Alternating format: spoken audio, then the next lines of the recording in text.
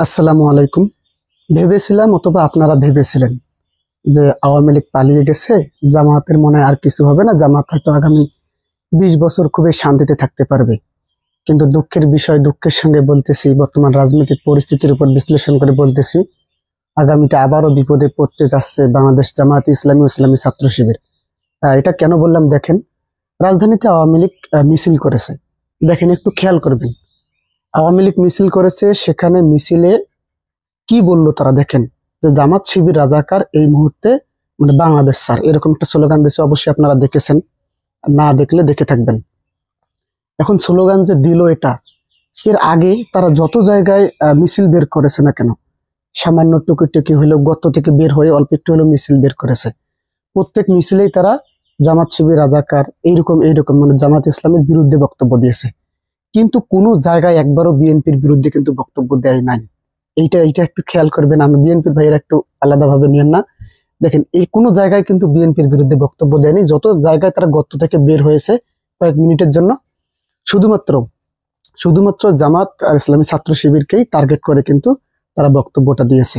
একটু তার আগে ঘুরে আসেন, এই বক্তব্যটা দিল যে, তার আগের কথাটা আমি বলি, এই যে বঙ্গবীর কাদের সিদ্দিকী, তিনি তার মায়ের কবর জিয়ারতে গেলেন।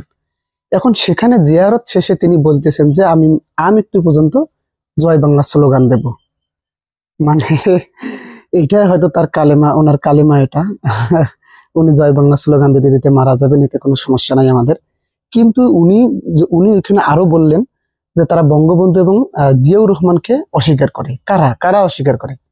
আল্লামা দিলওয়ার হোসেন সাইদি বলেন, জামাত ইসলামী বলেন, ওনারা তো জিয়াউর রহমানকে স্বাধীনতার ঘোষক দিয়েই তো আওয়ামী লীগের রোশানলে পরে ওনারা আজকে দুনিয়া থেকে চলে গেছে। আল্লামা দিলওয়ার হোসেন সাইদি চিৎকার করে বলেছিলেন না যে চট্টগ্রাম থেকে স্বাধীনতার ঘোষণা দিয়েছিলেন জিয়াউর রহমান।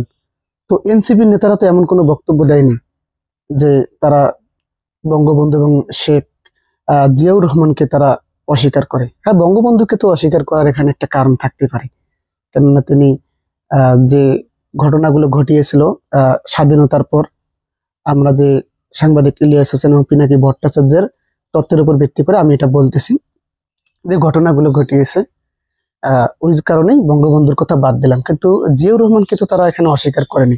এখন বঙ্গবীর কাদের সিদ্দিকী ওই জয় বাংলা নাকি আমৃত্যু পর্যন্ত বলবেন, এইটা বলার পর দেখেন, এখন ঢাকার রাজধানীতে রাজধানীতে মহানগর আওয়ামী লীগের উদ্যোগে ঝটিকা বিক্ষোভ মিছিল অনুষ্ঠিত হয়েছে। রোববার সকাল 7:10 দিকে বাইতুল মোকাররমের দক্ষিণ গেট থেকে এই ঝটিকা বিক্ষোভ মিছিল শুরু হয়। বঙ্গবন্ধু এভিনিউতে আওয়ামী লীগের কেন্দ্রীয় কার্যালয়ে গিয়ে মিছিলটি শেষ হয়। বিক্ষোভ মিছিলটি অনুষ্ঠিত হয় ঢাকা মহানগর দক্ষিণ আওয়ামী লীগের সাবেক সাধারণ সম্পাদক শাহ আলম মোরাদের নেতৃত্বে। এখানে মিছিলে থানা ওয়ার্ডের সব পর্যায়ের কিছু নেতাকর্মী ছিলেন, 20-25 জন মনে হয়। যাই হোক, টুকিটাকি হইলো গর্ত থেকে বের হয়ে তারা মিছিলটা করলো। এখন মিছিলটা যে করলো, এই সাহসটা ওরা পেলো কোথায়? দেখেন, এখন সারা বাংলাদেশে কিন্তু বিএনপি নেতাকর্মীর অভাব নেই।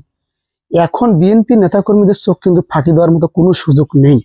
তারা আসলে ওই মিছিলটা করার এই যে একটা চান্স, এটা আসলে পেলো কেমনে? ওদেরকে লেলিয়ে দিল কে? একটা রহস্য না? তারা আবার কয়েকদিন পর পর বের হয়ে শুধু জামাত শিবিরের বিপক্ষে বলতেছে, কিন্তু বিএনপির বিপক্ষে বলে না।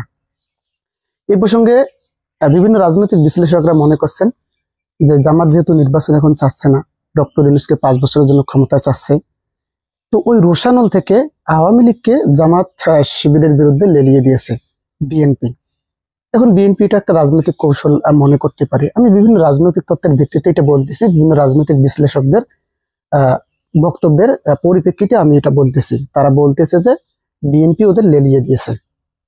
মানে শুধুমাত্র দেখেন, তারা শুধুমাত্র জামাত শিবিরের বিপক্ষে কিন্তু বলতেছে, এখানে আর অন্য বিএনপির বিপক্ষে বলেনি। তো এই সন্দেহ থেকে কিন্তু আসলে বাস্তবে মনে হচ্ছে যে তারা জামাত শিবিরের যে রোষানলে পড়েছে বিএনপি, তা থেকে বাঁচতে আওয়ামী লীগকে ওদের বিপক্ষে কিছুটা লেলিয়ে দিয়ে জামাতকে ভয় দেখানোর চেষ্টা করতেছে। তো আসলে এটা কি রকম হবে দেখেন, আওয়ামী লীগ বিএনপি ঐক্য, এটা পিনাকি ভট্টাচার্য আগেই সাবধান করে দিয়েছেন। এখন এটা কি সত্যি হতে যাচ্ছে না কি, না কে ওদের পেছনে লেলিয়ে দিল? আপনারাই আমার চেয়ে ভালো বুঝবেন। কমেন্ট বক্স খোলা আছে, অবশ্যই কমেন্ট করে জানাবেন। আর যদি কোনো প্রশ্ন থাকে এবং যদি কোনো তথ্য থেকে আমাকে দিয়ে সাহায্য করবেন, আমি আপনাদের কাছে কৃতজ্ঞ থাকবো। ধন্যবাদ। আসসালামু আলাইকুম।